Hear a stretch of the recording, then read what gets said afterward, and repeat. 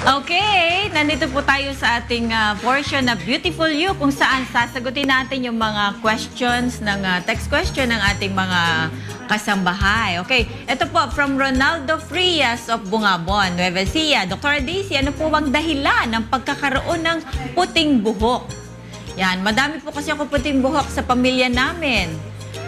Ako lang po ang meron nito. Okay, kasi po yung pagka meron na kayong puting buhok at early age, usually po yung tinatawag na melanin, no? Yung melanin pigment, yan po yung nagbibigay ng kulay sa ating buhok. Ang nangyayari po doon sa puting buhok ninyo at early age, nag-i-stop na po yung melanin na mag-produce ng kulay. Okay? So, kaya po, namumuti yung buhok nyo.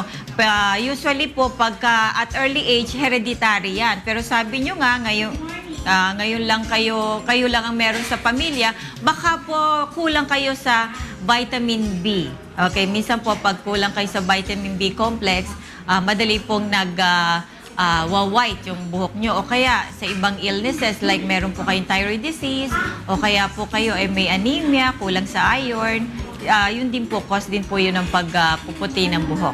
Okay? Okay, ito po yung pangalawang question from Dean of Tacloban City. Hi, good morning po sa Rise and Shine. Gusto ko lang po sanang malaman kung ano po ba ang magandang pagtanggal ng kuto. Yan, sa anak ko na may sensitive skin.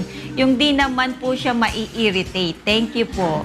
Ay, Aling Dina, alam niyo po, common po talaga yung kuto sa mga school children, lalo na po pag kayong sama-sama sila kasi naghihiraman ng gamit sa ulo, sombrero, brushes, or suklay. Okay po, yung kuto, sinasabi nyong sensitive, baka po nag-try na kayo ng ibang shampoo, mali yung paggamit ninyo. Kailangan po basahin yung mabuti yung instruction doon sa label. Pwede po kayo makabili ng tinatawag na pyrethrin or permethrin. Kailangan po yan, iulitin nyo after 7 to 10 days, second na treatment. Basahin mabuti kung ano po yung instruction. At huwag po nyo itong isasabay habang naliligo.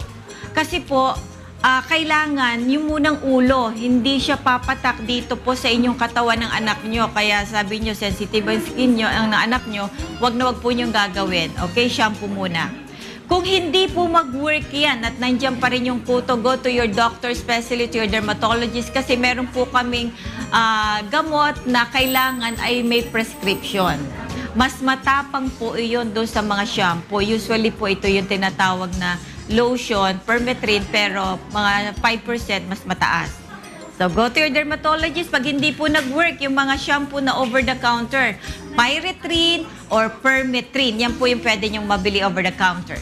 Okay? Madami po tayong tanong, but unfortunately, our time is up. Ipagpapatuloy po natin yan next week. Panoorin naman po natin ngayon ang Box of Fra Arnis para sa kanilang